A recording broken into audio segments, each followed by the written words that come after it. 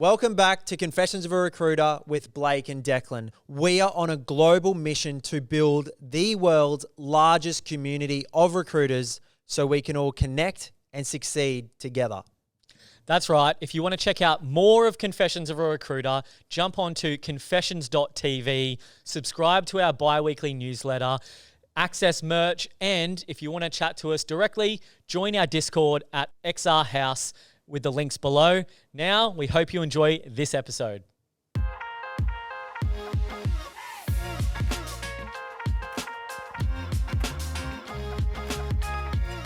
We're back with another episode of Confessions of a Recruiter. Thank you all so much for your support of this podcast.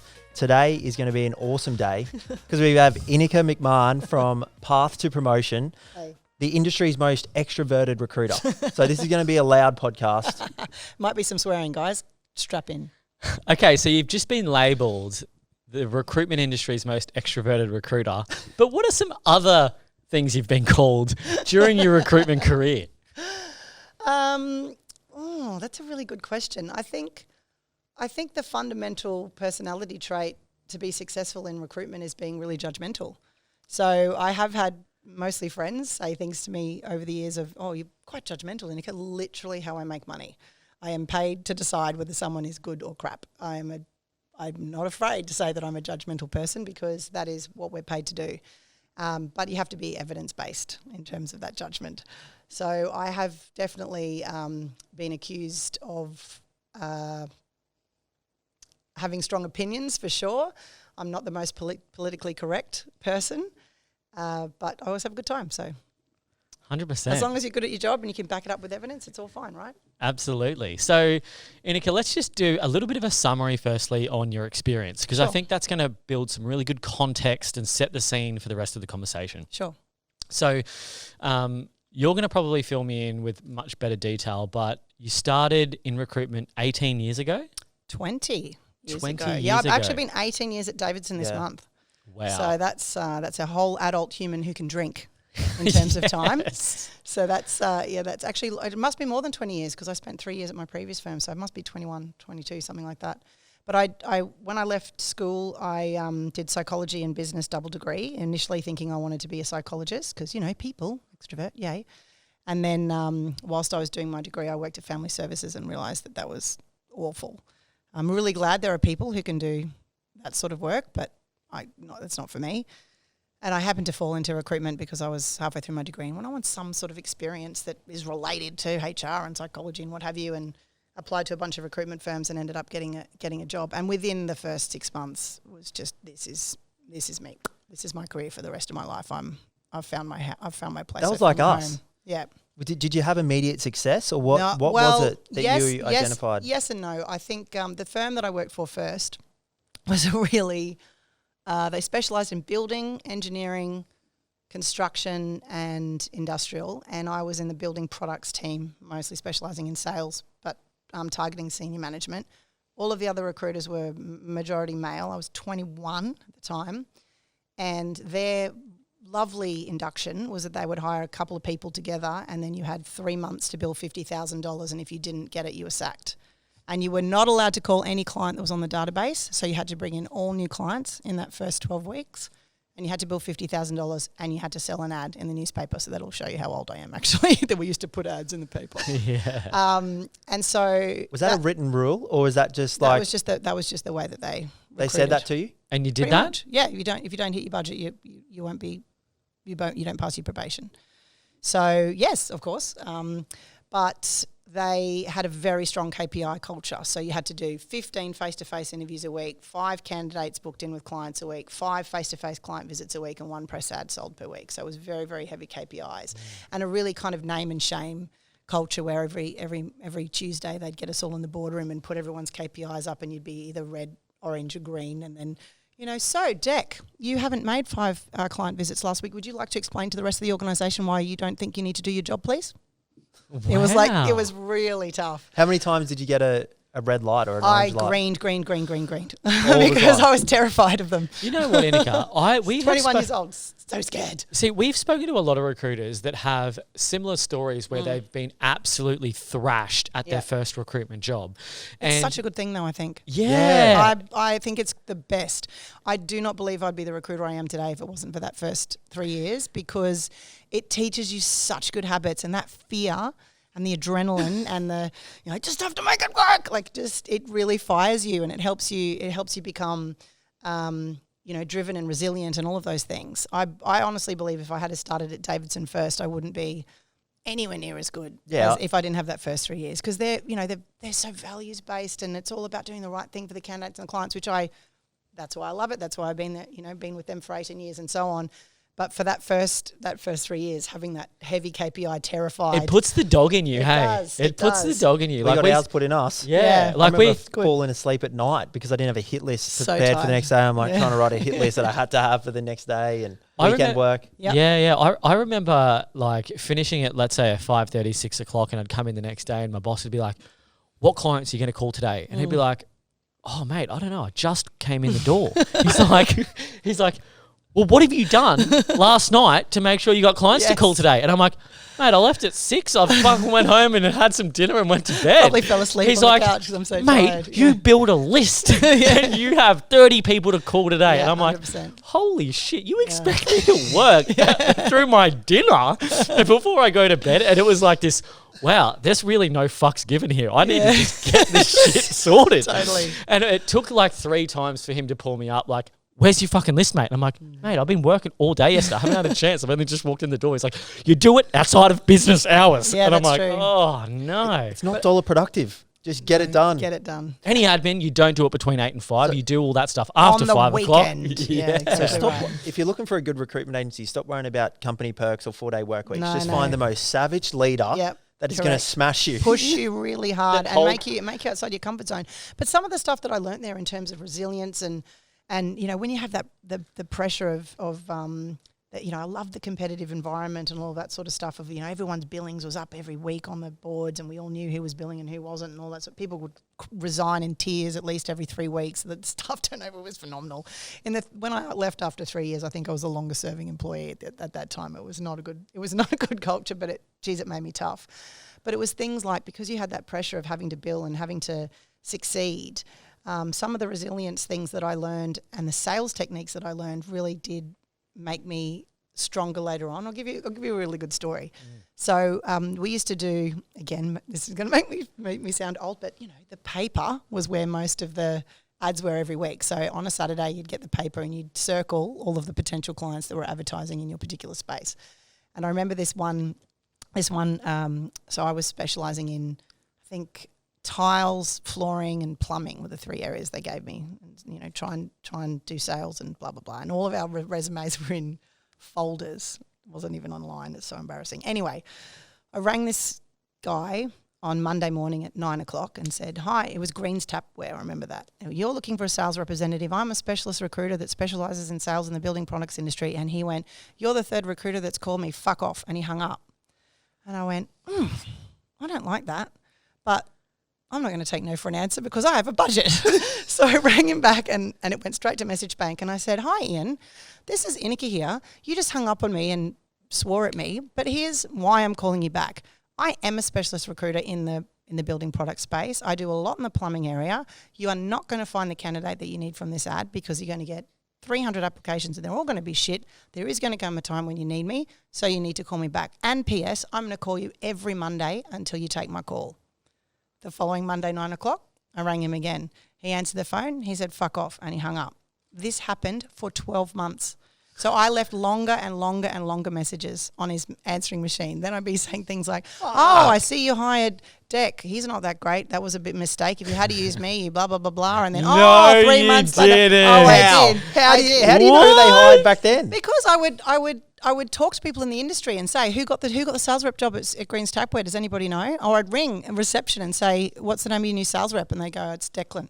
And then I would leave all these really long messages on Ian's phone saying, "Hi, it's Ineke again, Monday, 9 o'clock. how's Declan going? I bet not so well. If you had to use me, we've got someone better, and more detail, more and more detail. Anyway, Wow. but he became funnier and funnier. So he would answer the phone and laugh and then tell me to fuck off and then hang up. And exactly 12 months to the day, I didn't realise this, but he'd actually put it in his calendar. He went, all right, come see me. I'm in Brisbane next week. Come and see me at the Hilton Hotel. So I went and met him for coffee at some Tuesday morning at 9 o'clock. I'll never forget it. And this guy walks in and he said, you know what? I actually set myself a goal that if you rang every week for 3 months that I would see you, but then it just became too funny. So then I thought I'd see if you'd go for the full year. Anyway, Green's Tapware was this tiny little business. They had at the time, I think 8 staff or 9 staff or something in Queensland. But it turned out that guy was the president of the National Plumbing Association. He referred me $400,000 worth of work in the next 6 months. Wow. Yep. That is an awesome Mate. success story. That's how I got Caroma. Wow. One of my biggest clients, yeah. Caroma, mate, Yeah. they're everywhere. I know. They're huge. But I rang him every week for 12 months. That is awesome. He How said, long "Fuck ago up," was and hung this? up. That was 2001, 2002. Do you think recruiters have that resilience today? No. No, definitely No not. way, mate. I don't reckon someone could do that for a month. Yeah. True. It became a game after a while too. That was really, really fun. But I think also the difference between, building a good desk and building an okay desk is it's a lot of it is about discipline. And so, you were talking about who are your 30 calls, who are your 30 calls, who are your 30 calls.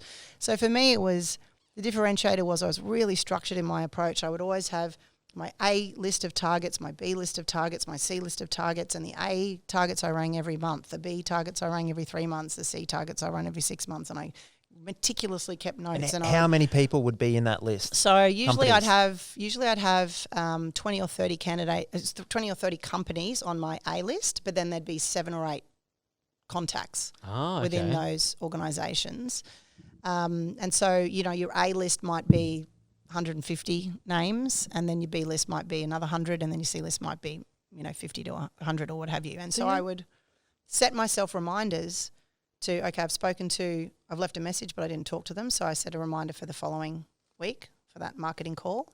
And when I did speak to the person, then I'd set the reminder for 4 weeks. And I would take meticulous notes of what happened on that phone call. So because I'm running, let's call it 400 contacts. But then when I'm making the call, I'm going, hey, Blake, how are things going? We spoke 4 weeks ago. You said your son was about to go into the soccer final. How'd that go? Did he win? And people will go, oh, my God, you remember? That's so amazing. I'm like, no, I just take really great notes. There's no way I remember what's going on with 300 people in their lives. Absolutely not. But that detail of administration and stuff in the background, which most recruiters don't do, that's how you differentiate yourself. You know what? That makes so much sense because recruiters hate admin, notoriously. Everyone hates it. I hate it. And you know what? I think there's our number one request on this podcast is we want to learn BD strategies. Okay.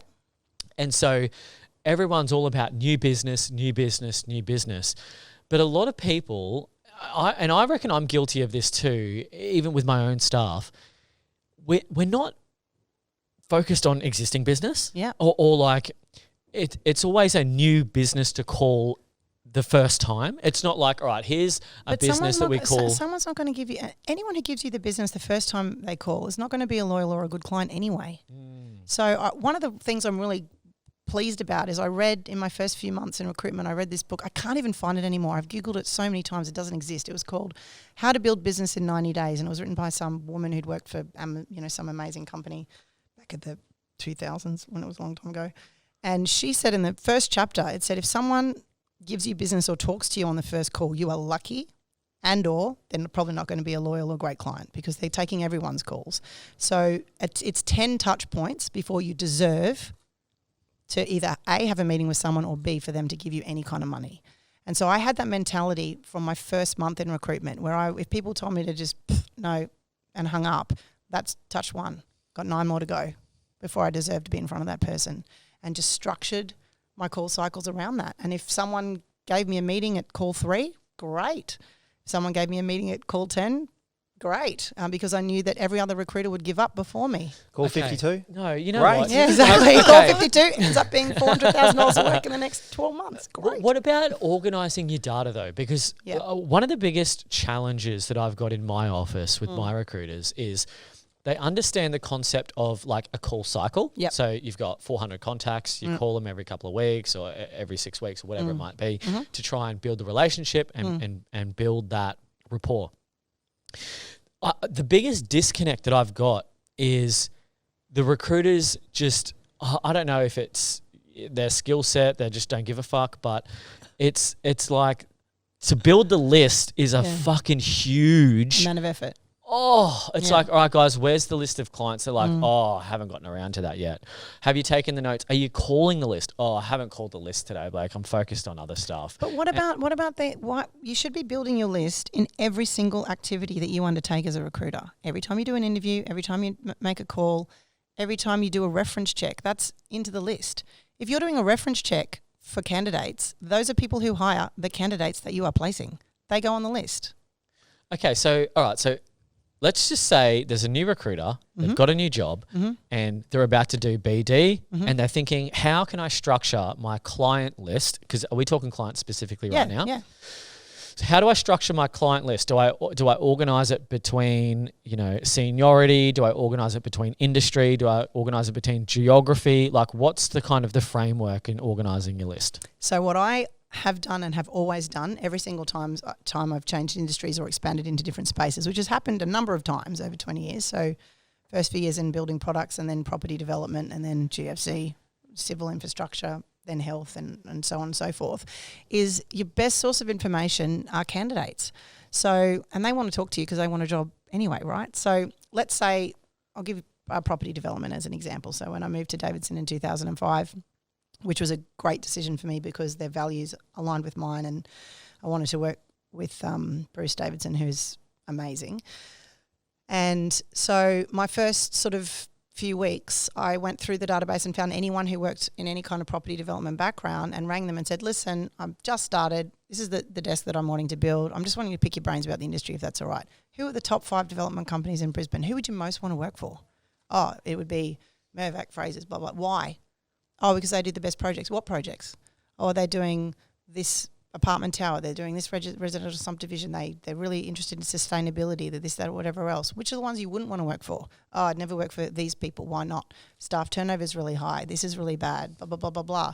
And then I'd go, right, who are the people I want on my client list? The ones that everyone wants to work for, the ones with the lowest staff turnover, the ones where if I ring someone and say, hey, I got a job at Mirvac, they're going to go, yes, please. So I always built my target list through talking to candidates on where they wanted to work.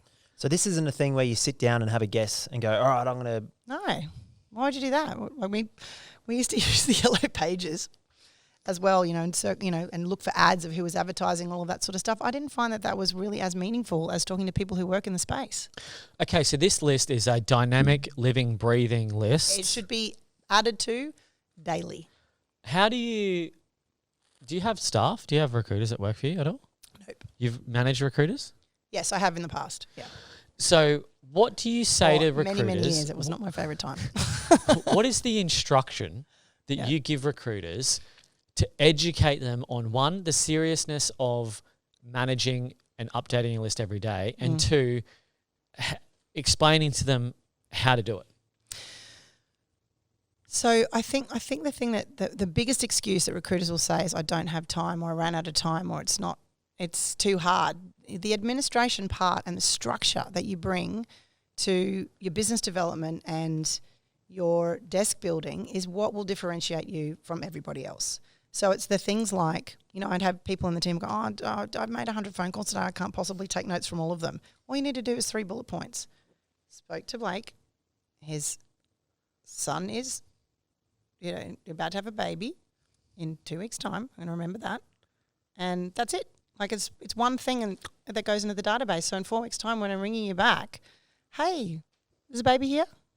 Oh, this person cares about me. How nice, how kind. It makes your life easier than sitting down and looking at a list of people and going, oh, where do I start? And I've got to make all these calls and it's so stressful. And the thing was I'm at a point now and have been for so many years that I usually do business development quite structured every week and usually on a Tuesday. When I turn my computer on a Tuesday, I get 50 notifications of the people that I need to call today with the notes of what I should be talking to them about. How frequently do you call potential clients? Are we talking you catch up with them you call them every 4 weeks, you call them every 6 weeks? Like, what's it depends the on the time frame? client. I ask their permission for what they want and how they want me to engage with them, and they do what they say. Oh, okay. So apart from the guy that told you to fuck off and you never did. That's true. That's very, very true. But that actually can be applied to how you run recruitment processes too, right? Know the person, get to know the individual, get to know what they like, what they don't like, and then adapt your style for that. So one of the things I learned really early, very grateful to my parents for doing this, but they sent me on a whole bunch of courses when I was in high school on how to learn better and blah. And one of the things, I went to a course at Bond University that taught me about VARK, which is, are people visual, auditory, read, write, or kinesthetic? So some people you know the visual people. They're straight to the whiteboard. They're drawing pictures. They like the pictures. The auditory people, you're highly auditory. They just want to eye contact and talk. Don't give me a big agenda and shit to read. I just want to sit in a room and chat. I don't want to read an agenda. And then you've got the other people who are usually your CFOs and engineers and so on. If you don't give me time to read it and digest it, I don't want to talk to you about it. And so that the purpose of doing that course was to teach me how to study better. But I've actually applied it into how I engage with all of my clients across whatever industry. And so instead of doing the same process, most recruiters will go, oh, this is how I run a recruitment process. No, you adjust it to your client. So when I'm meeting a client for the first time and talking about what they like and what they haven't liked in terms of recruitment process, when I first started at Davidson as an example, I think the first few months I would write these huge, page and a half reports on the candidates and how amazing they were and what I learned in the interview and how much detail and their budgets and numbers and look at how good my interview is and how much detail I can get for you and blah, blah, blah. Some of the clients wouldn't even read it. So I say to clients at the beginning, how do you want me to engage with you? How often do you want me to contact you? How do you like a process to run? Are you auditory? Are you visual? Do you want me to send you a report? Do you want me to just come in with this resumes and talk you through them? Oh no, I'd much rather you just roll in and talk me through the resumes. Great, just save myself 4 hours of report writing. So every time I run a recruitment process, I'm tailoring it to that client and what they want. Interesting. And where did you learn this? Is this something that you've just light bulb moment, you know what, I learned this, or did someone teach you these methods, or? So I think the key difference between being truly good at anything is discipline. And so I have always read a lot of books, watched a lot of videos, invested really heavily in my self-development always, in addition to obviously having a psychology degree and a business degree, which helps. But you don't need it to be a good recruiter at all. I don't think you need a degree. In fact, some of the best recruiters I've met have no degrees. And me and Declan don't have a degree. I don't think it's necessary. I don't think it's necessary to be we fair. get dequalified instead of qualified. But it's discipline. It's discipline, right? So if you watch any of the great athletes, so Kobe is a perfect example. You watch interviews with him and he'd say, my teammates would train from 10 till 2, have a break, and then they'd train from 4 till 6. I got up at 4 a.m. and I did 2 extra sessions. I had 2 sessions ahead of them before we got to the 12 o'clock session. So I worked harder and I worked more and I worked stronger and I worked more diligently for a longer period of time. So when we're 10 years in, I'm way better than all of them. That has always been me. I have always been the person who's wanted to be great at what I do. And so I've read books, I invest, I talk to people. Every time I do an interview with a CEO or a senior person, how did you get so great? Why did you make those decisions? Where did you learn from? What's the best book you ever read? What's the best person you've learned from? Who was your best mentor and why? Do you mind if I rank them? And just constantly investing in being better.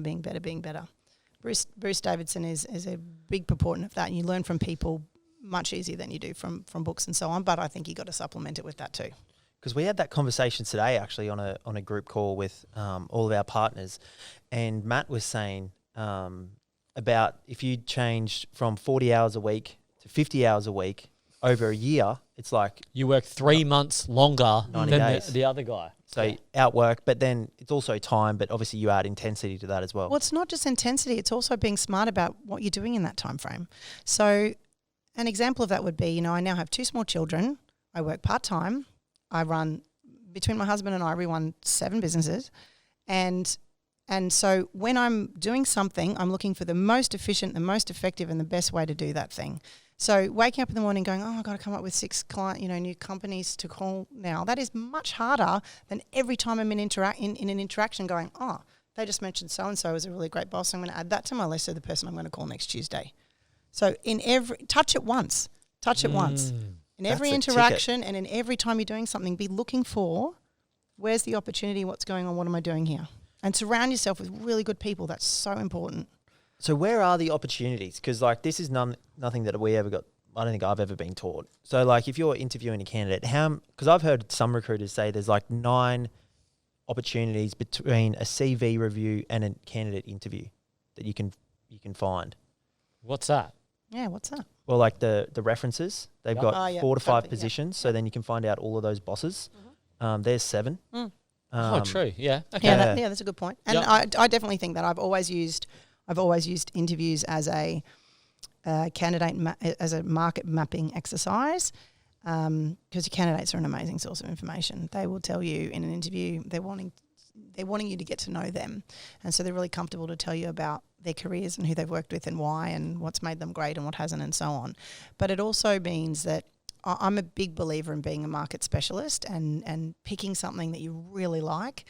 You know, the old saying, you love what you do, you never work another day in your life. And for me, that was property. When I started recruiting in property development, it was just every day was fun. Why?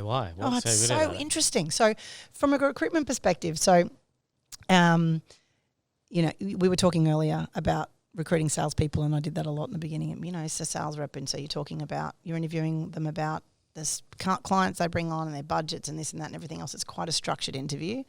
Whereas in property, there's industrial, there's apartments, there's land subdivision, there's mixed use, there's commercial, there's all these different asset classes. And then you've got the role of development manager, for an example. You might interview someone who's been a development manager for 10 years and they've never built anything. They've bought a site and they've got a DA and they've done this and and then they're on to the next project or whatever it might be. And so when you're taking a brief for a role, it's such a specific person and such a specific skill set that you're looking for that you can't just go, oh, there's 50 of those. You've got to look under a million rocks and know who to call and know what to do, and it's a whole search scenario. It's super fun. Plus, I just love property, so I'm geeking out. I'm reading all the urban developer magazines and I know who's doing what deals and what's going on. It's interesting to me and I love it. So it lights me up, makes me, like, you can see I'm like, property, it's so fun. And how did you get the relationship or first to learn about property when you moved into property when you're at Davidson? Yep. And you mentioned there was a gentleman who was head Yes, of. Yeah, Wayne tell Rex. the story. So Wayne Rex was he was the president of the Property Council at the time and the general manager for Queensland for Stockland. And I'd only been at Davidson for a couple of months and everybody kept telling me how great this guy was. And so same thing, called and pestered, just been my normal annoying self. So I think he took the meeting with me just to make me stop ringing him, to be fair. And then I think it's a really important thing to know that being humble and asking people for help is not a weakness. It really isn't. And so I took him for coffee and I said, listen, I really want to be good at this. I really want to be Queensland's best property recruiter in the next 5 years. That's what I want. And I know that you're the president of the Property Council. You're one of the most connected guys in Brisbane. Please can I ring you when I don't understand something? Please can I ring you if I interview someone and I'm not sure if they're good or if they're a dickhead?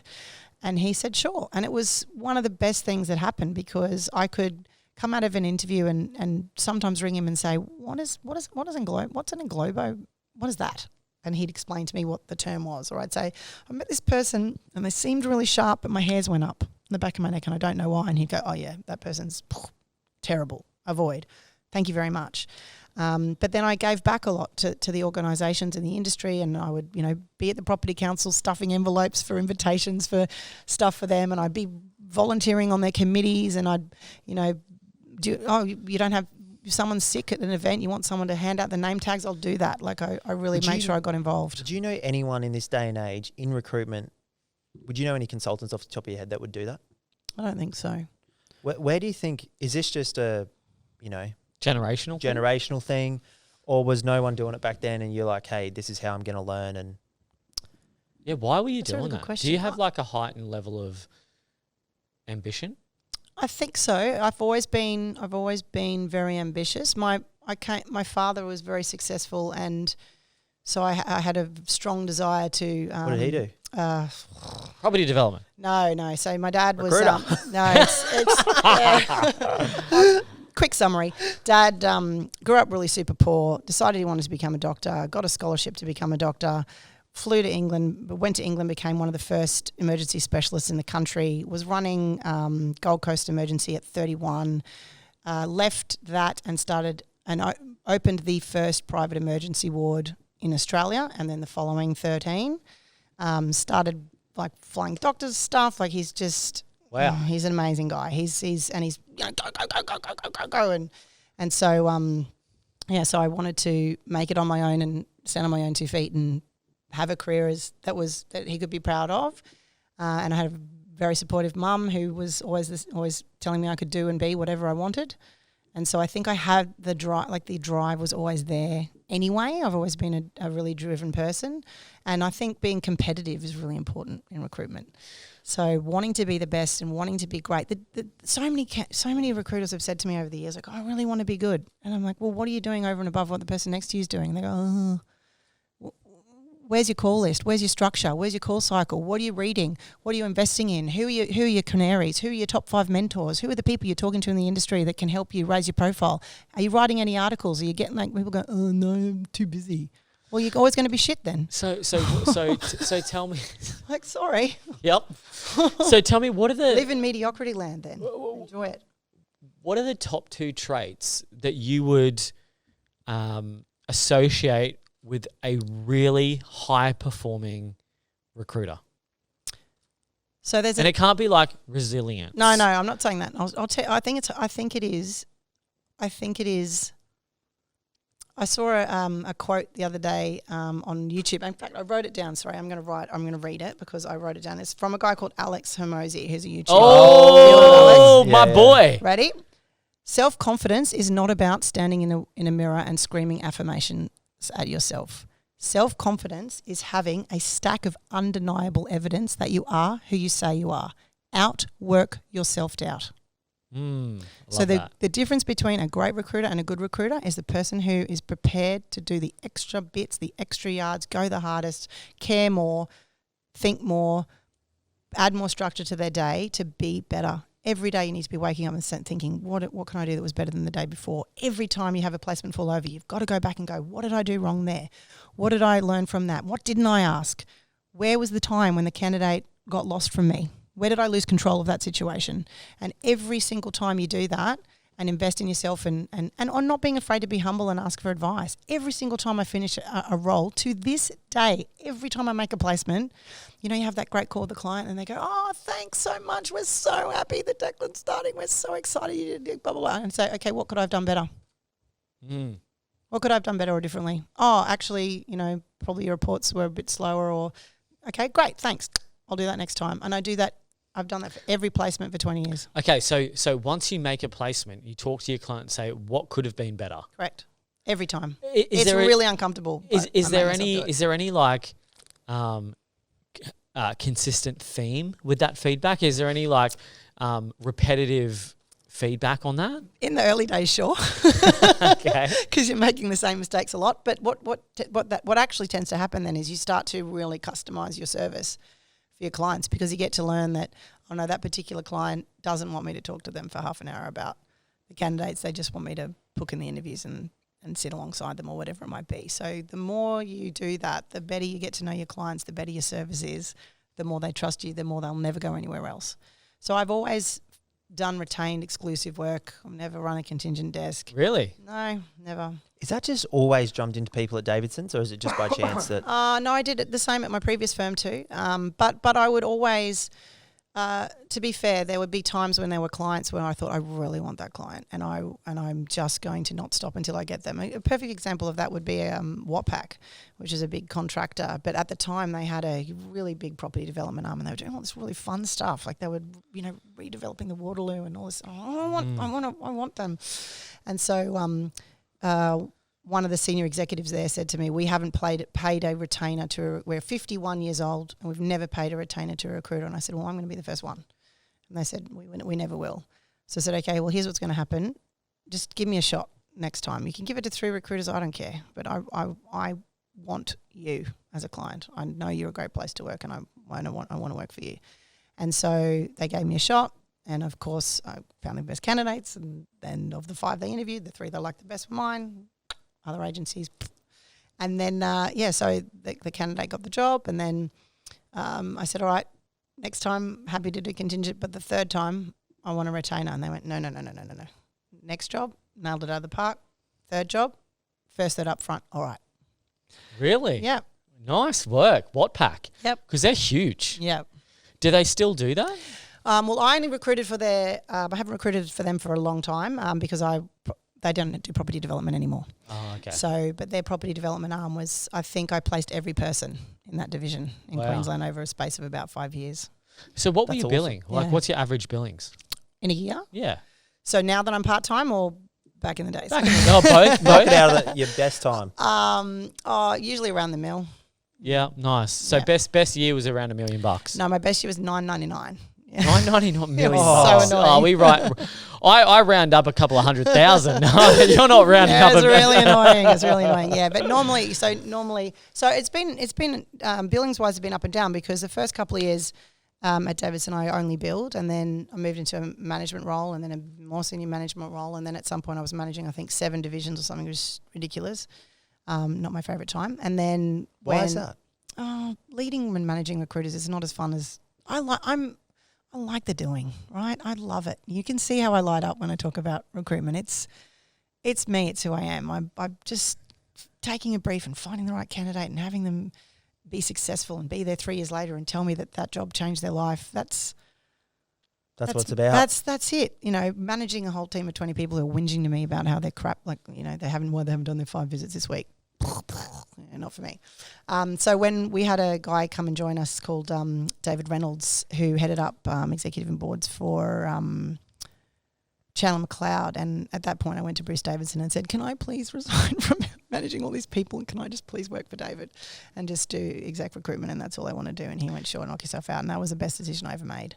Can I ask a question? Yeah. We've spoken to a fair few people that have a personal relationship with Davidson. What's his name, Bruce? Bruce Davidson, Bruce yeah. Davidson. Mm. We'll have to get him on. He's amazing. You should. Oh, you know what?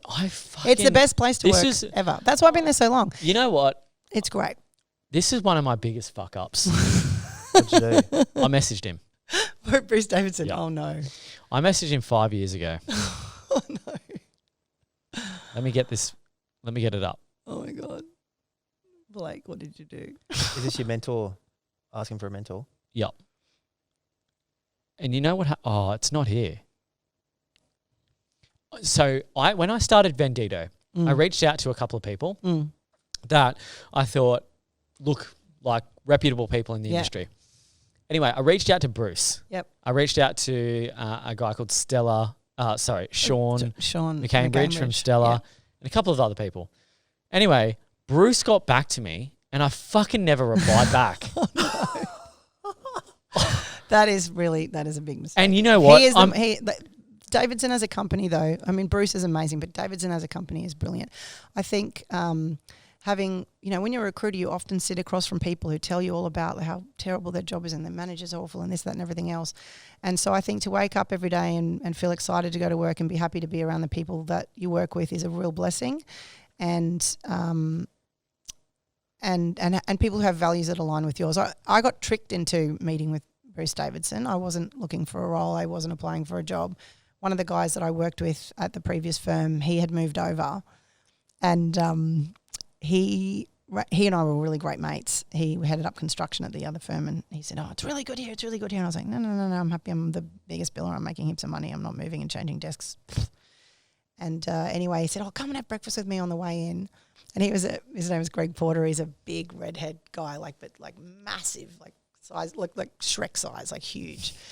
And so we met downstairs under Davidson, and he ordered muesli and yogurt, and I was like, Porter, you know, what the? Like normally the big breakfast, you know, full sausages. And he goes, oh, I just, you know, not really hungry today, blah, blah, blah.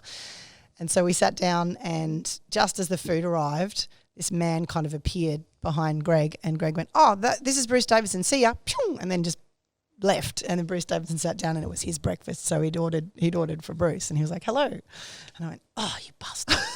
But then he talked to me about the values and what they were about and the differential, you know, why they were different and so on. And I remember calling my girlfriend on the way back to the office, and I said, I don't care if I don't get a job with them, I'm resigning this week because I need to get out of this horrible place, and I need to work for someone like that. I need to work for someone who inspires me. I need to work for someone who, when they make decisions, I'm not putting my back to the wall wondering how you're going to stab me in the back. You know, someone who actually cares about people and cares about the outcomes for clients. It's such a different environment. So many recruitment firms like the fees. But if you do the right thing and you have the right ethics and you're constantly looking after every client as if they're your family or friend, and you're doing the same with every candidate, 20 years' time you'll be billing heaps. I only work. Well, you want to be in the industry 20 years from now, right? You said this is you. So look, think about where you want to be 20 years from now. Do you want to have the best clients? I'm in a scenario now where I work part-time. I only work with clients I want to work with. I only do retained work. I get most of my, fees up front. And, I bill somewhere between $500,000 and $700,000 a year, and I work 20 or 30 hours a week. So awesome. You've got to put the work in to get to that point of always doing the right thing, always making the right decisions, always putting the best interests of the candidates in front of your own, and having the right people around you, not just from a recruitment mentor perspective, because I've learned from some brilliant recruiters, but also who your tribe is in terms of industry. So, I was talking earlier about how passionate I am about property. I've got a group of people that I have immersed myself with because, this old saying, the sum of the 5 people you hang around the most is who you become. So I've got some incredible mentors in the property space, like Kathy McDermott, who was the next CEO of the Property Council. I used to have a saying in my head, which was, what would Kathy do every time I made a decision? Because she was just one of the most amazing women I've ever met. Alison Quinn, Renee Peters, like all these amazing females in property that I've just been lucky enough to become friends with, and I can ask them for advice. That's how you become great, because you can, instead of going, I'm going to interview 20 people, you just ring the best in the industry and say, I've got this job, who are the best 2 people? Oh, it's Declan and Blake, ring them. Okay, great, there's my shortlist, done. It sounds like, all right, work with me here, because I've got a couple of thoughts going through my mind. One, it sounds like you had a genuine interest in the industry that you're working in. Yes. So that really helped drive the desire and the inquisitive nature that you had with your candidates and your clients. True. That's a really big tick, right? True. So what if you don't have that? What if you you move to a different sector? Okay. Don't recruit in a space you don't care about. That's the worst. Like, how are you going to have fun? How are you going to like your job? How are you going to sit in interviews with candidates, like listening to them talk about shit you're not interested in? That's a nightmare.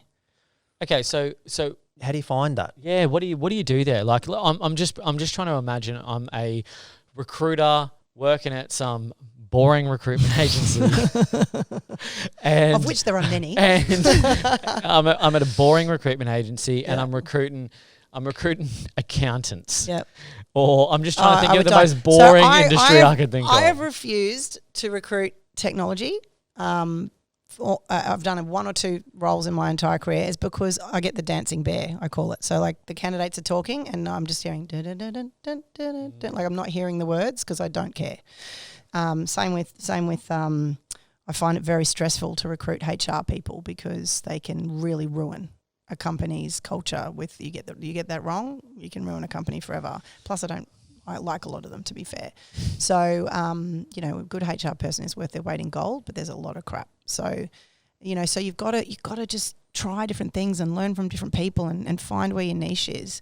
I think learning from a good recruitment leader and surrounding yourself with people that are great at what they do, that makes that stuff easier to figure out. Okay, I wouldn't want to recruit in counsel time or lawyers. Like, can you imagine? Ugh.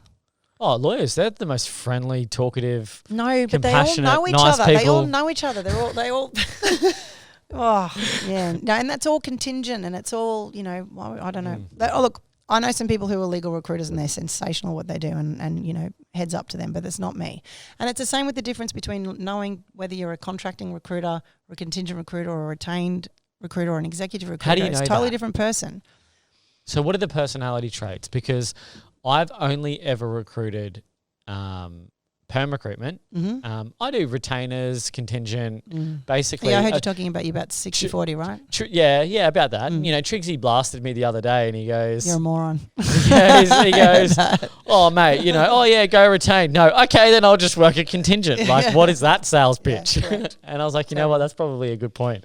But I've never done temp recruitment. But for some reason, I'm fascinated with temp recruitment because just the fast pace. Some of the biggest billers in the industry are temp recruiters. Technology temp recruiters are killing it. Yes. Absolutely killing it. You know, they've got 80 contractors out and they're making 1.3 million and they do bugger all. Like, if I could go back in time, that's what I probably should do if you just care about money, but it's not what I'm interested in. I've always been attracted to the more senior roles. I've always liked solving problems. I've always liked being, you know, I like it when my clients call me about stuff that's not recruitment. That's when I know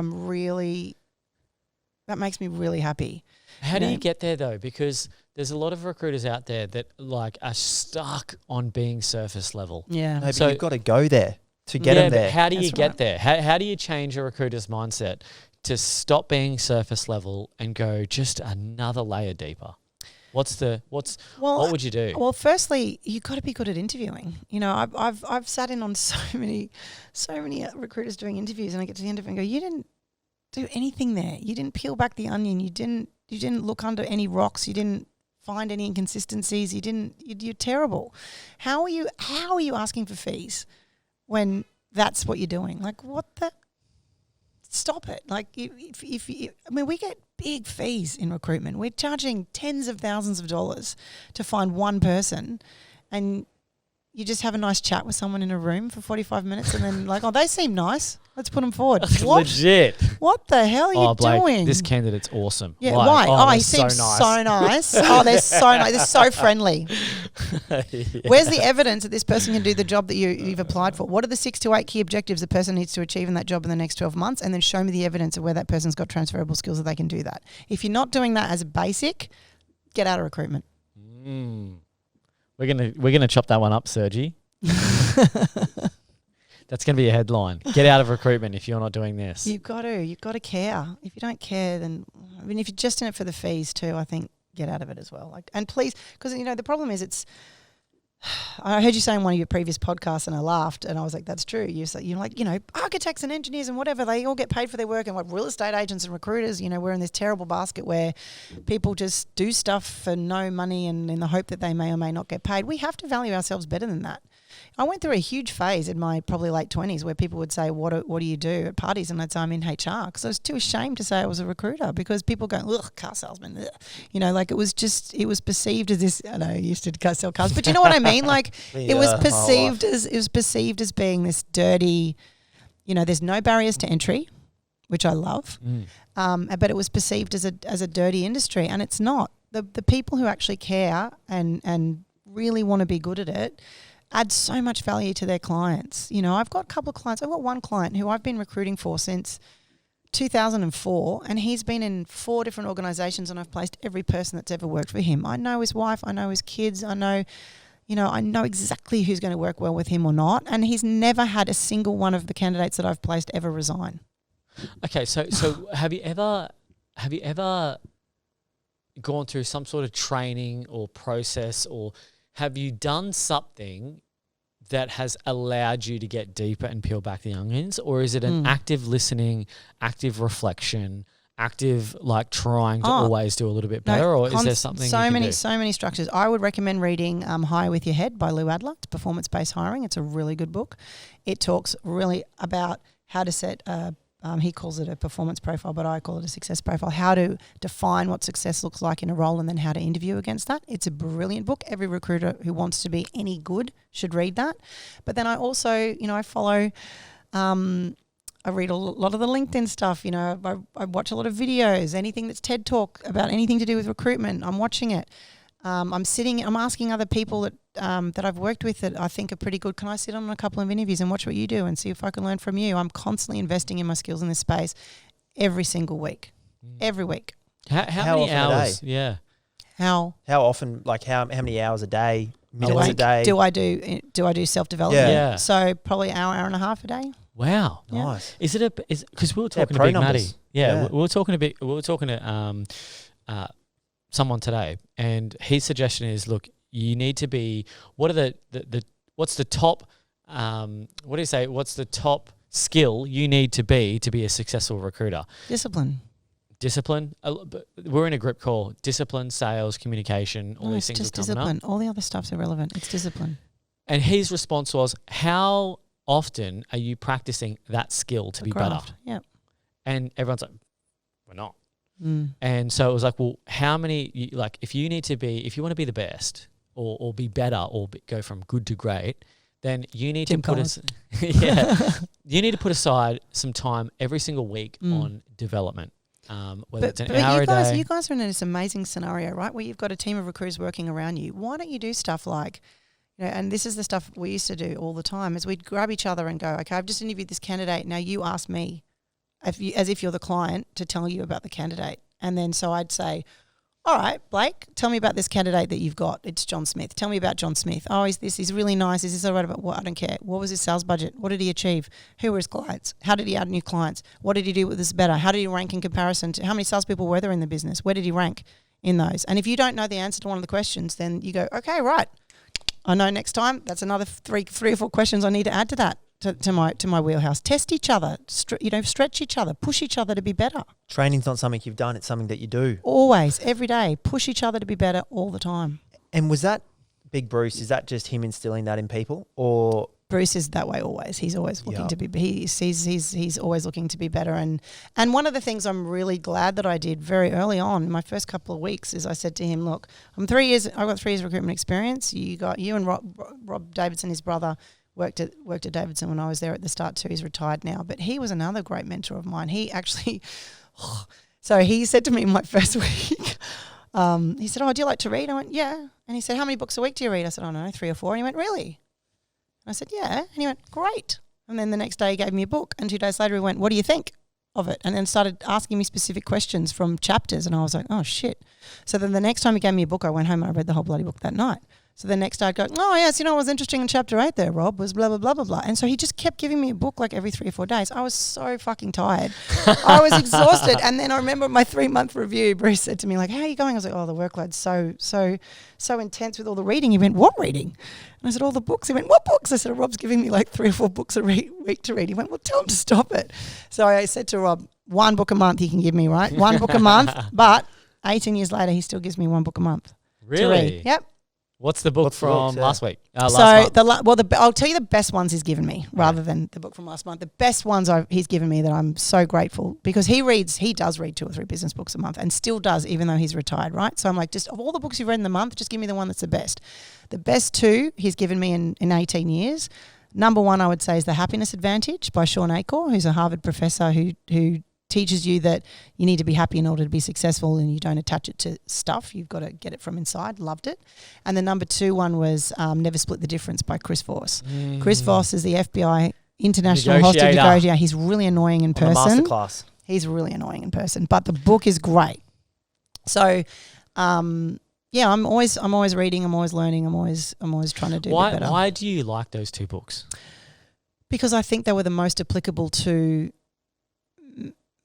me in recruitment, because the Happiness Advantage has really helped me in learning to understand candidates and their motivations and what's important to them and what their top motivators are, and then how to find them a job that meets those things. And then Never Split the Difference. I'm already a good negotiator, but that took me next level. I love that. I've had some really good. I love fee negotiations. That's one of my favorite things. Is when clients try to push you down on fees. It's just a game. I swear they don't really care. No. It's just a game that most experienced business people just like testing it out. Yep. Having a crack. Let's see what we can get you to do. Yeah. I've got a question for you. You mentioned before you do BD on Tuesdays. Mm-hmm. How often would you BD a net cold, icy cold new client you've never spoken to before? That's a really good question. I would say I would do that a lot, but I would say they're never cold. What because the call I'm making is, hey, I interviewed someone last week who said you're the best boss that they've ever had. I'd really like to come and meet you. It's never like, oh, I just found your name on something. It's always, I've got a reason to call them. I've just made this placement, and, they were talking about the best project they've ever worked on, and I understand you were the builder on that, and this person was the developer, and they said you were fantastic, and so I'd like to meet you. Like, I'm always referring it to something that's happened in my week. Your candidate pool, how does that start? Do you just call one candidate and it goes from there? Yeah, totally. And then, when you're interviewing a candidate and they've told you about all their jobs and their careers and who's good and who's not, that becomes your master list of your target candidates, and then that becomes your master list of all the people they've worked for and they've loved the best. That's your master list of your target clients. It's Do you just have a script map. of the questions you ask? No. I'm very structured in the way I take a brief, and I'm very structured in the way I run an interview. So for the last 3 roles the person's had, I'm always org charting where they fit into the org chart and building a little picture of who they report to. Where do you do that? Like on a notepad? In front of them? Yeah. Yep. Oh, yeah. Yeah, of course, yes. Oh, yeah. And How then- far into the interview? Straight away. We know what most people do is they go, they just do a quick run through of the resume. The level of detail that I go into makes people really uncomfortable. But when they get to the end, they go, wow, you get me. So I would be saying, okay, so you were a development manager on this particular project. Where was the project at when you came on? Did they have a DA or didn't they have a DA? And if there wasn't a DA, what did you do about that? And who was in the team that got that? Was it you that was driving it or was it somebody else? And then what were the outcomes you achieved? How were you measured? What was the budget? What did you actually achieve? What were the numbers? And people go, oh my God, like it's a lot. Hey, just wanted to jump in here. We got a confessions hotline, so give us a call, send us a text if you want to share any juicy stories or even just ask a question that's been on your mind, because we'd love to hear from you. The phone number is 0485 865 483. Enjoy the rest of the show. Back. And you're back. Feeling good. Feeling amazing. Yeah, so what happens when you fill someone full of 2 beers and then make them keep talking? We were talking about negotiations, but and peeling the onion and so on and so forth. That's where I think you asked me before about why Never Split the Difference was a powerful book, and it was because there were techniques that I actually brought into interviewing as well as negotiating fees and other things like that. And one of them was the getting to the that's right. So instead of getting people to say yes, getting someone to say that's right. So as an example, if you ring someone and you say, hey, most recruiters go, hey, I've got a great job for you. How do you know? You don't know the person yet. How do you know it's a good job for that person? You don't know anything about them. So it's starting with questions around, I'm a specialist recruiter. I work in this space. I've come across your name for this reason. Just wanted to learn a little bit more about you. What are you currently doing? This, that, whatever else. If I had an opportunity that I could demonstrate was significantly better than the one that you currently have, would you be interested in listening to it? Yes, I would. Well, then tell me a little bit about what you like about your job. What are the things you don't like about your job? So on and so forth. And only when you have the information, you custom your response to that. But sometimes what they'll tell you is, you go, no, they're not right for the job that I've got straight away, because all of the things that this has is not what they're interested in. But okay, great to get to know you. When I have a job that has this, this and this, I will call. You'll take my call. Yes, I will. Interesting. Okay, so let me just rephrase that, or not rephrase it, but like say it back to you out loud to make sure that I understand correctly. Mm-hmm. So I'm ringing Declan. Declan answers, hey, Declan, it's Blake here. I'm a specialist recruiter in sales recruitment. Mm-hmm. If I could, I hope you don't mind my call, if I could actually come to you with a job opportunity that was significantly better than the job that you're working Currently in now, Yep. you're currently in, would you be open to considering it? Yep. Or would you be open to hearing about it? And they go, Gentle. yeah, okay, great. So if that's the case, what do you like about your current role? Mm-hmm. What is your current role not delivering to you? What are the things that you would really, if you were to make a move, what would be the top 3 things that you would move for? There's a really good... What's the engagement on that? Great. Most people will... And this is the other thing too. This is why I think recruiters are so bloody lazy. Is I used to... My first sort of 10 years in recruitment, I very rarely called candidates during the day. Most of the day was spent on client-facing stuff and or interviewing for jobs that I had on. When people are happy to, people don't want to talk to you when they're sitting in their office. Yeah. So I would usually start making my candidate calls at 5:30 and finish at 7. Interesting. And did you start later in the day? Nope. Or you just did extra hours? Yes. Beauty. I normally get in at 6 and I normally leave at 7. I did that for like 10 years. Wow. Okay. Yeah. Do you regret that? Nope. What did you do at 6 a.m.? Call candidates. People don't want to talk to you when they're at their desk. They want to talk to you before work or after work. Really? Yep. I suppose sales reps are always out on the road. They don't care. So I would usually call the candidates that I was working on jobs with. I'd call between, I'd get to my desk at 6 and then set up and organise my emails, write my to-do list for the day, do all that sort of palaver. By like 6:45, I'd be calling all of the candidates that I had jobs open with to let them know what was going on, the updates, because they're people who your number's in their phone. Hey, just letting you know this is where the job's at. All of those calls happen in the morning. And then from 5:30 onwards, it was cold calls to candidates that I wanted to headhunt for jobs because they're in the car on the way home or on the bus on the way home. They're more than happy to chat to you for 20 minutes then. Not going to talk to you for 20 minutes at 11 a.m. How often would you call a candidate that you don't have a job for? Depending on how important that candidate was to my speciality and what I wanted. So as an example, candidates have got in property, candidates have got experience on mixed use projects, you know, so they've got commercial, retail, apartments, whatever. They're like hen's teeth. So I would have a list of 20 or 30 of those that I would call every month. What would just you say? To chat. What would just you say? See what's going on. Telling them what's happening in the industry, asking them how things are going. Did they need any help with this? When was their performance review? Did they need salary data for their performance review? Right, you know, whatever I could do to give back to them. I want to get a bit granular here because I went through this process with my guys maybe 3 or 6 months ago. Mm-hmm. And this was the strategy, which hasn't been executed whatsoever.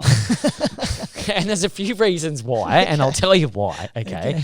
So I've said to my guys, I'm like, all right, guys, we need to get really good at building relationships with a list of clients, 101s. Yep.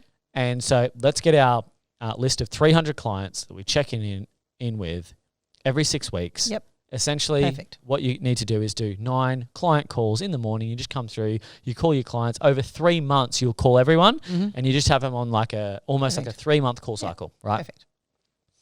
And so we had this structured with notes in the database. Yeah, that was the idea, and the pushback that I had was, what do we talk to them about? That's why the notes are important. Well, so let's say they had because I got these lists made for them with mobile numbers, emails, names, blah blah blah. And the pushback that I had was, I feel awkward calling a potential client when I've got absolutely they might not be looking for a role. They don't really give a shit. They don't know who I am. How do I start that conversation? So this is again where it comes back to discipline, right? So if you really care about being able to add value in your space and being good at what you do, you're the person who gets up at 6 o'clock and you read the financial review from beginning to end. So you know what's going on in the world, you know what's going on in business, you know what's going on in your space, you're reading the industry magazines that are appropriate to you or whatever. And you can, if there's an awkward silence for 2 seconds, you can go, hey, did you hear that Dexus is just on this deal on blah, blah, blah? Hey, did you hear that information. You know, 50% of Eagle Street Pier has already been leased out. Isn't that amazing in a commercial market that's down 10? What do you think about that? Well, that's an interesting conversation that I'm interested in because it's in the space that I'm in and I want to talk about that stuff with you. That's great. So you've got to find a way to not be, I'm a recruiter and do you have any jobs on? I wouldn't want to make that call. I've been doing it wrong this whole time. I wouldn't want to make that call either. Yeah. But then I also, got to the stage where like I know with my clients, I know who's doing what projects, I know who's working in what sectors, I know all of that stuff. So when they see my number, they answer because I know I'm going to tell them something interesting about their space. I'm not calling just to say, what jobs have you got? I'm saying, did you hear about this deal? Did you know about this? Did you hear that this has happened? Isn't this exciting? What's happening at the Property Council next month? Hey, can I invite you to this event? There's always something it's like I'm talking to them about. Like a good real estate agent updating you what's happening in your suburb, who sold, what they did, what you could get. All right, so what are you reading? So let's say I'm a recruiter, I'm in the plumbing space, and I do lots of work for Reece. Mm-hmm. Oh, I don't do lots of work for Reece, but I'd love to. Yes. Okay. And there's a million branch managers around Australia for Reece. I'm reading the Plumber's Digest. I don't know what's the. Well, okay. Here's an example. So we've all worked in the building products space before in sales. So I remember I made a whole bunch of calls. And I got 2 weeks of talking about this. There was a company called Kohler that released a bath that was a champagne bath. So it only fit one person in it. It was perfectly shaped for one person. So not for 2 people because it was for an indulgence. It was not for play. And it fit one person in it. And instead of having jets, it lightly released bubbles that was like sitting in a glass of champagne. It was called a champagne bath. And it was cool. And so, I rang 50 clients that week and went, hey, what do you think of this Kohler champagne bath? And we'd have hilarious chats about it. And I got weeks out of that of people going, yeah, I don't know. Or are you guys going to do something like that? Well, how are you going to compete against us? Do you think it's going to sell well? Do you not? Where are they going to sell through? But, find something that's interesting in your space and you can talk. You can have the same conversation 100 times. but it's interesting to them because it's, something that you're giving them that's value add to their sector. Okay, so let's just talk about an actionable right now for a recruiter listening to this. Yes. Find an industry publication. Specific interest or I got that information from a candidate. Okay. A candidate I interviewed told me about it. And so then I Googled it. Then I actually went into a restore and said, show me the Cola Bath, the new Cola Bath. And they went, oh my God, we're so excited about it. And I went, oh wow, this is how the salespeople at Reese are responding to the Cola Bath. Fantastic. Here's my thing I'm going to talk about for the next 2 weeks. Okay, all right. Yeah. So speak to clients about industry insights. Yeah. Maybe a publication, news, some sort of news. Yep. Do you ever go to and get a good tribe. Get a good tribe in your space. That's another really important thing. What do you mean by that? So coming back to, again, you are the sum of the people that you hang around the most, which is why I've stayed and stayed involved so long with Davidson, is because the people there are really bloody good. And so I'm surrounded by people who are all masters in their craft and who care about getting better and so on. I wouldn't do well in an organisation where, it's just all about placements and whatever. But then you have to emulate that in your sector. So you have to have people in your space that are in your inner circle who aren't necessarily clients or candidates that you can call on and that you hang out with and that you lift yourself up with. So as an example for me, I'm a female. It's good to have good women around me because property industry is very male dominated. Diversity is a huge focus. And so I committed 10 years ago to doing diverse shortlists. My last 3 years I've been measuring my placements. I'm 58% female and I only do execs and I only do male dominated spaces. So it's working. Nice. But there's a group of girls that we catch up 4 or 5 times a year, and it's people like Janelle, who owns Helix Legal. So she's a director who owns a legal property. They do legal in property, so we don't compete. There's the Bluebird Girls. So they're a development management consultancy that do Bluebird stuff. I've got Lavinia Dack from Uniting Care, who's the head of the property for the biggest property portfolio at state government. It's like there's about, Sarah Dixon from Urbane, who they just won best public relations firm boutique in Australia just now, and she specialises in property. So we all specialise in property. We all own businesses or involved in the space. We catch up every 5 or 6 weeks and talk about what's going on in the sector, what's going on in your business, who are you dealing with, what's your clients, is there anyone I can introduce you to, and we grow together. How did you get this? We've been doing it for quite a few years now, but I think it just evolved organically. To be fair, like I'd meet a girl. Wasn't like a paid group or anything? No, God no.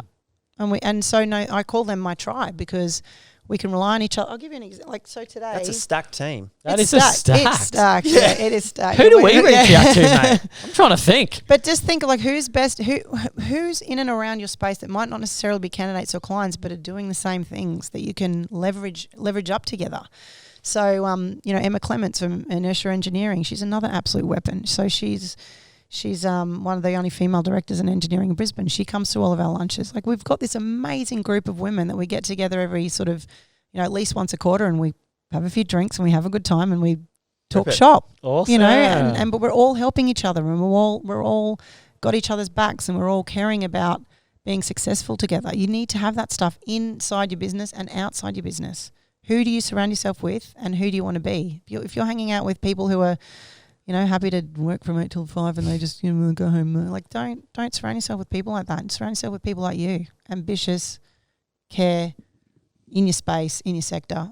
I went and did a bunch of interviews this morning for a particular client. I'll be careful what I say here because it's live. And then, there were 3 candidates that we went, wow, they're all really good and how do we decide? And in front of the people in the room, I went, let me just do this. And I rang people and went, you used to work for so-and-so, blah, blah. What are they like? Oh, no, he's an absolute blah, blah. All right, so that person's out. And I ref checked live in front of the clients with people from space who'd either work for them or from them or for them. And so that's the sort of stuff that you can, that's when you start, people go, oh, no, I'm happy to pay her fee. True, yeah. When they know you've done the diligence and you've really put in the effort, the fees aren't bad to cop. Well, that wasn't a role. See, I'm not doing the way that particular client structures it is they pay me to sit in and give advice. I don't do recruitment stuff. So I'm just telling them who to hire Yep. out of the group that they've got. So tell us what's next. You're still a spring chicken in the grand scheme of things. It's true.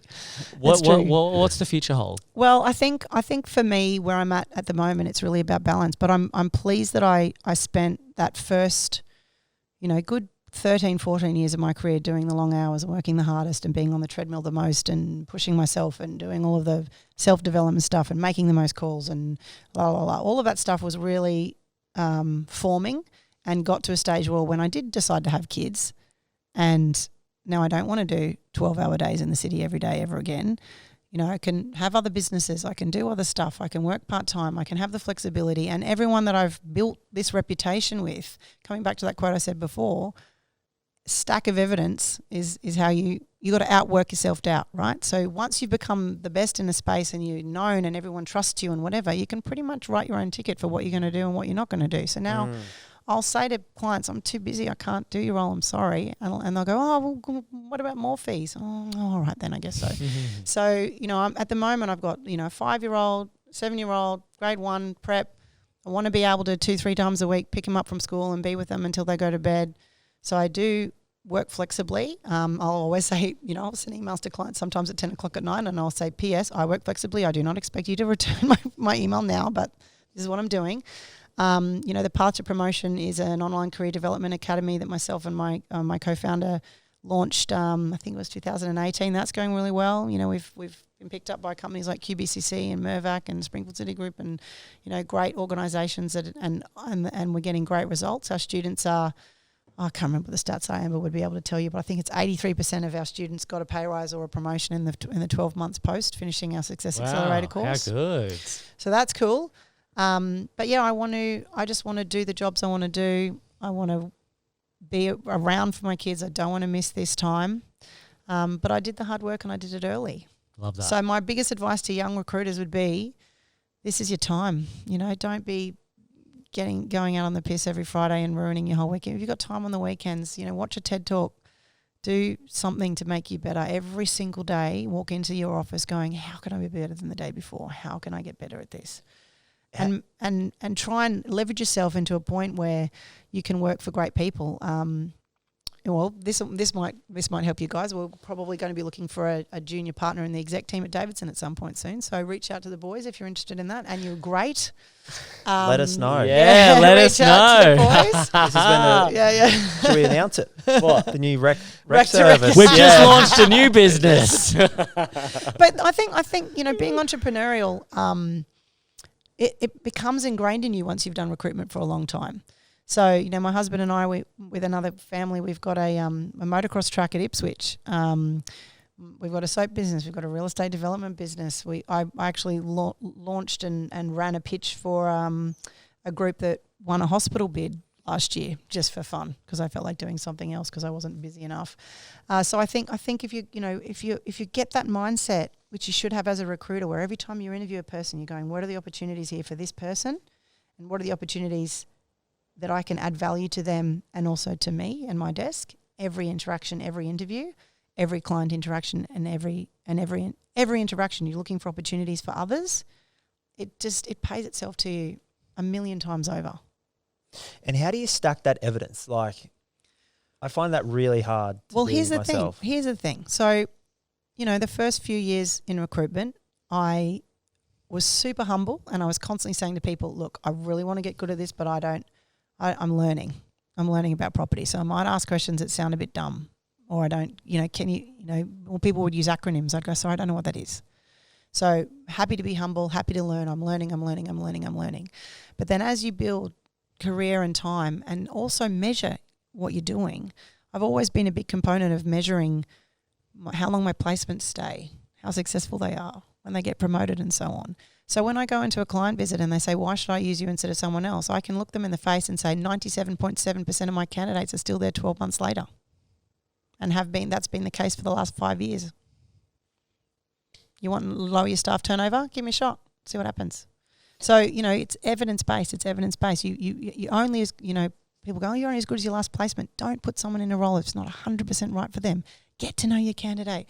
get to know what they're looking for, get to know their strengths and weaknesses, and make sure they're the right fit for the client. You do that every single time. Eventually, you're going to be able to point at a really good track record over a long period of time and say, and that's why you pay me the fees. And you would know, because sometimes you get crappy clients, but then you Totally. how much of your time or focus or conversations is actually coaching clients not to be shit? Well, Like, I wouldn't improve work. their I would, businesses. no, I wouldn't work for that. I wouldn't work You for. wouldn't work Here's for a perfect example. So, yesterday I was sitting in on an interview, and there was a very lovely candidate who worked for a particular developer, and I was trying to get her to say it's a shit culture in the interview, and she wouldn't. And I was like, "That's professional, well played." She was saying, "Oh, it's just values alignments," and she was sort of being very careful about it. And I thought, points to you, because I know for a fact they're terrible. Because I did a role for them 6 years ago, one role, and put a candidate in, and within 2 weeks he was saying everything I was said in the interview was a lie. These are all the things that were told to me in the interview process, and that wasn't true. And so I rolled in there like a steam train and pulled the hiring manager and the HR people and said, "You've lied to me and to this candidate throughout this process, and you said this, and this, and here are my notes where I wrote down that you said that, and you haven't. That's not true, and that's not true, and that's not true. So either fix it, or you're going to end up losing this candidate." They didn't fix anything. I've never recruited. They rang me a few months later and said, "Can you do another role for us?" I said, "I'm never recruiting for you ever again. I only want to recruit for clients where a friend or a relative or me would want to work for. If I get a sniff of dodge, I'm out. Why would you want to put a candidate into a place where they're not going to be successful and happy 6 months, 12 months, 3 years from now? Just don't do it. No. You will always hit your budget if you have the best clients. If you've got the top 10 companies that everyone wants to work for in a particular space, you will always hit your budget. That's a good point. Yeah. If you got the top 10 clients, I feel like recruitment would be much easier if you've got the top 10 clients. But you've got to put the time and space into knowing who they are and why, and building the relationships with people and telling them why you want to work for them. Yeah. Some of my best clients in property over the years have been small businesses. Like Ross Nielsen, sadly, he's retired now, but Ross Nielsen Properties was one of my favourite clients. They built Santos Place. I put together a huge team for them to deliver that project. He was brilliant. He was so kind, and everyone who ever worked for him loved him. And it was a joy. It was a joy to recruit for him. I would bounce into work, and I would be so tough on all the candidates because you better be good if you're going to work for them. I love this man. Like, don't ruin this for me. Because you get emotionally invested, and it just makes it so much better and fun. Anthony John was another one of those. They don't do much development anymore, but I loved recruiting for companies that are doing really interesting, place-making, changing development stuff. I loved working for the smaller businesses just as much as I like working for the big ones that are going to give you 30 roles a year. Yeah. Because it's meaningful. Yeah, 100%. Ineke, you've juiced us up. We've got us. We're juiced up. We're ready to go. Make sure you cut out the things that I was talking about my staff about, Sergio, and we'll make sure we get this puppy live. No, that's awesome. Thank you so much for coming on. I've had a great time. Sharing your wisdom. I'm sure a lot of people are going to get a lot of value out of this. Thank you. And until next time. Thanks, guys. Thanks, I've had Ineke. a good time. Thank Bye. you. Thanks for tuning in to another Confessions of a Recruiter podcast with Blake and Declan. We hope you enjoyed and got a lot of value and insights out of this episode. If you do have any questions or you would like to recommend someone to come on the Confessions podcast, we would love any introductions. And remember the rule of the podcast: like, share, and recommend it to a friend. Until next time.